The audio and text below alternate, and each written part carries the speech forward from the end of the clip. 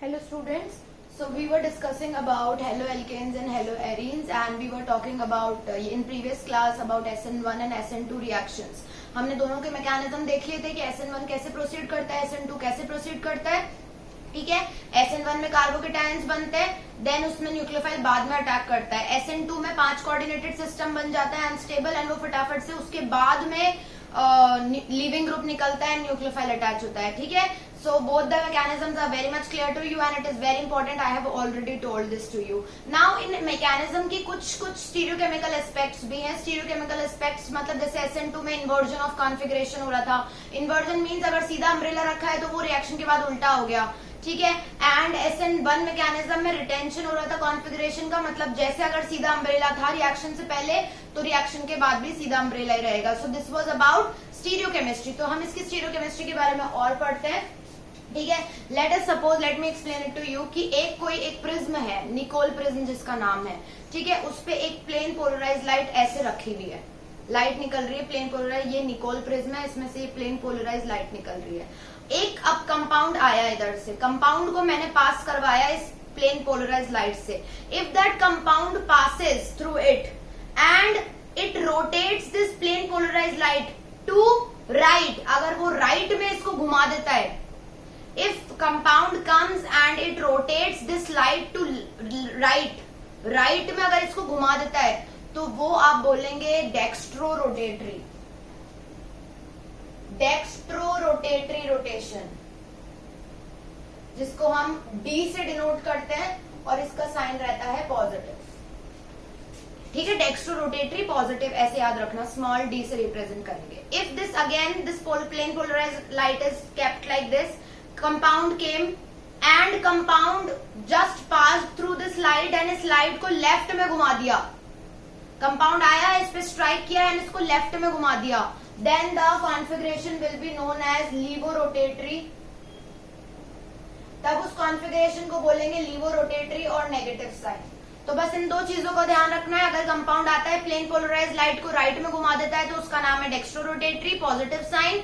And if a compound comes and moves this plane polarise light to left then it will be known as levorotatory और small L से denote करते हैं, minus sign लगता है. ठीक है. ऐसे याद कर लो, लेफ्ट लीवोरोटेटरी और लेफ्ट एल और एल से, और इसको आप याद कर लो डेक्स्ट्रोरोटेटरी राइट. ठीक है. In this way it happens. और इनको बोलते हैं ऑप्टिकल आइसोमर्स.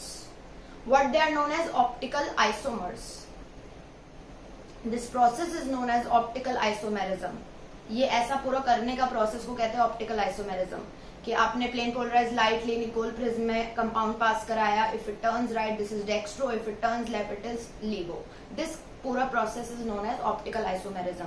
और ये जो दो कंपाउंड है, जो राइट में घुमा रहा है और जो लेफ्ट में घुमा रहा है, वो बोलते हैं ऑप्टिकल आइसोमर्स हैं वो एक दूसरे के.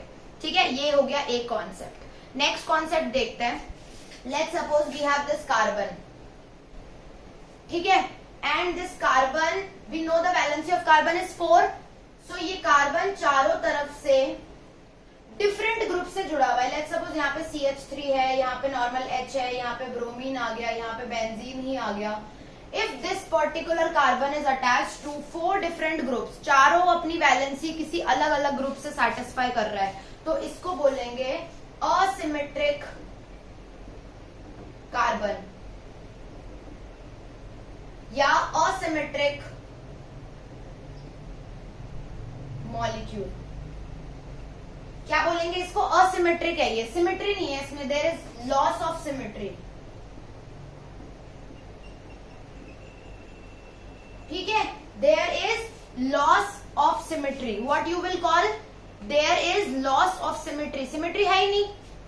कहाँ है? चारों तरफ अलग है. सिमेट्री मतलब कि लेट्स सपोज मैं एक कोई चीज है, उसको मैं अगर बीच से कट करती हूँ, लेट्स सपोज ये बोर्ड है, इसको मैं बीच से कट करती हूँ एकदम सेंटर से, तो ये वाला पार्ट इसके जैसे ही दिखेगा ना, इसको कहते हैं सिमेट्री.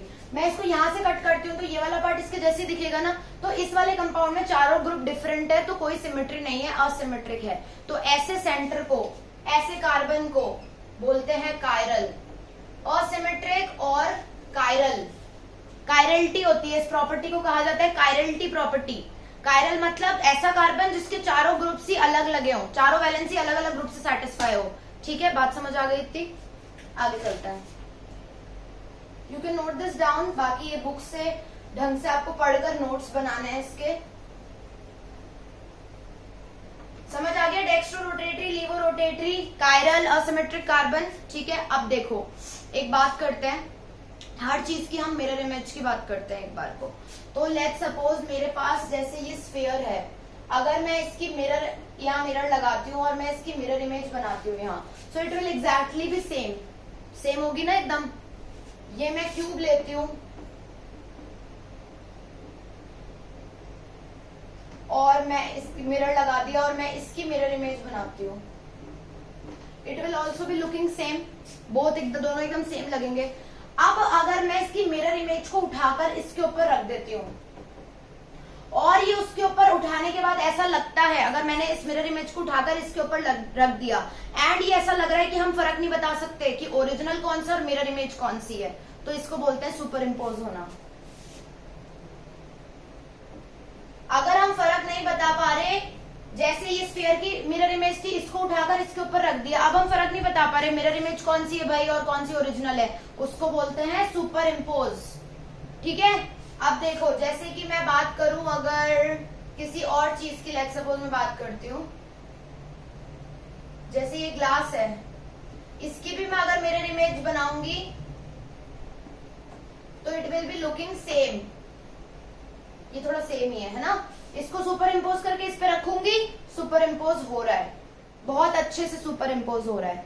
ठीक है, अब एक और एग्जांपल लेते हैं, जैसे कि योर हैंड, आपने इस हैंड की इसके अंदर इमेज बनाई, लेट्स सपोज मैं बनाती हूँ,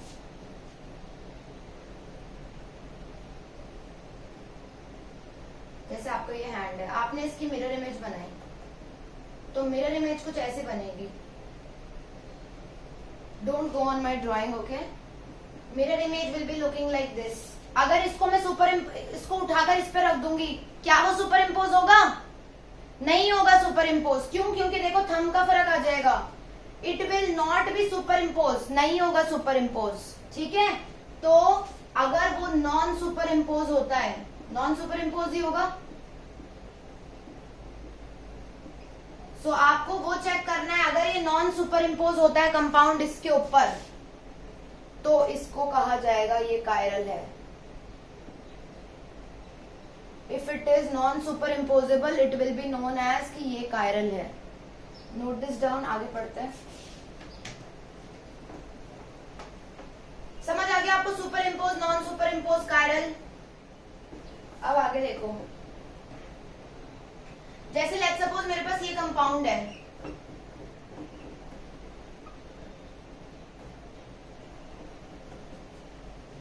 ओके, मैं इसकी मिरर इमेज बना देती हूँ।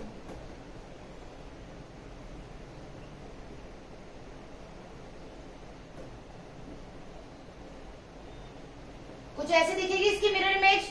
If I try to superimpose on this, क्या ये सुपर इम्पोजेबल है? नहीं, पोजिशन चेंज हो गई, नहीं है super imposable, non super imposable.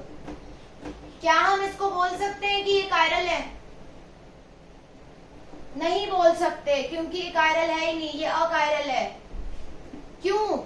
क्योंकि हमने बेसिक चीज चेक नहीं करी। बेसिक क्या है? बेसिक सबसे पहले आपको ये देखना है, कार्बन के चारों डिफरेंट होने चाहिए ग्रुप्स। इसमें देखो 2 ग्रुप्स कार्बन के सेम है, अगर सेम है तो पहले ही कहानी खत्म हो गई, अकायरल है वो।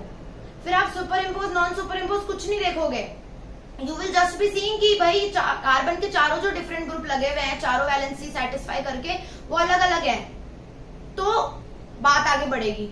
अगर उनमें से कोई 2 सेम है तो कहानी वही खत्म, वही वो अकायरल कंपाउंड है। ठीक है, तो ये हमें इतना देखने की जरूरत ही नहीं थी, बस ये देखने की जरूरत थी। लेट्स सपोज मैं एक और एग्जांपल देखती हूँ।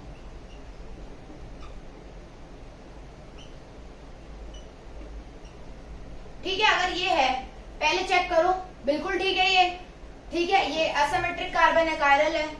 अब हम देखते हैं सुपर इम्पोजेबल वाली बात भी। ऐसा इसका मिरर इमेज आएगा, इसको उठा के इस पे रख दो, क्या सुपर इम्पोज करेगा? नहीं करेगा, नॉन सुपर इम्पोजेबल। तो चेक कर लिया, कार्बन के चारों ग्रुप भी डिफरेंट है, नॉन सुपर इम्पोजेबल ही है, तो ये है कायरल। क्वेश्चन ऐसे आएगा कि बताओ क्या ये कंपाउंड्स कायरल हैं, तो पहले आपको चारों ग्रुप चेक करने हैं, नेक्स्ट स्टेप मिरर लगाना है, मिरर से उसमें पोजीशन देखना है उसकी इमेज, उसको सुपर इम्पोज करना है, अगर नहीं सुपर इम्पोज होता then your compound is chiral. ठीक है, एक पॉइंट और ध्यान रख लो कि जब ये ऐसे पेयर है ना, ये दोनों पेयर है, तो इस जोड़ी को बोलते हैं इनैंशियोमर्स। इनैंशियोमर्स बोलते हैं इस जोड़ी को। जो जोड़ी नॉन सुपर इम्पोजेबल और कायरल होती है उसके बाद इस जोड़ियों का नाम आता है इनैंशियोमर्स। ये एक दूसरे से इनैंशियोमर्स हैं ये। ठीक है, अगर अब मैं बोलूंगी इनैंशियोमर्स तो आपको खुद से सोचना है अब कि इनैंशियोमर्स मैम बोल रही है, इसका मतलब वो कायरल भी है, नॉन सुपर इम्पोजेबल भी है। ठीक है, अब अगर किसी कंपाउंड में ये दोनों बराबर उसमें प्रेजेंट है, इक्वल प्रोपोर्शन में दोनों ये इनैंशियोमर प्रेजेंट है, तो उसको बोलेंगे, नाम बदल जाएगा और बोलेंगे कि ये रेसमिक मिक्सचर है। रेसमिक मिक्सचर का मतलब ही यही हुआ कि नॉन सुपर इम्पोजेबल भी है, कायरल भी है, इनैंशियोमर्स भी है और किसी कंपाउंड में ये इक्वल मात्रा में प्रेजेंट है, तो इसका नाम है रेसमिक मिक्सचर। इनैंशियोमर कब बोलोगे? जब आप सुपर इम्पोजेबल भी है, नॉन सुपर इम्पोजेबल भी और कायरल भी है, देन आप उस जोड़ी को बोलोगे ये इनैंशियोमर्स है। ठीक है, I hope this stereochemistry is clear to you and you enjoyed watching the video, so like the video. Thank you so much.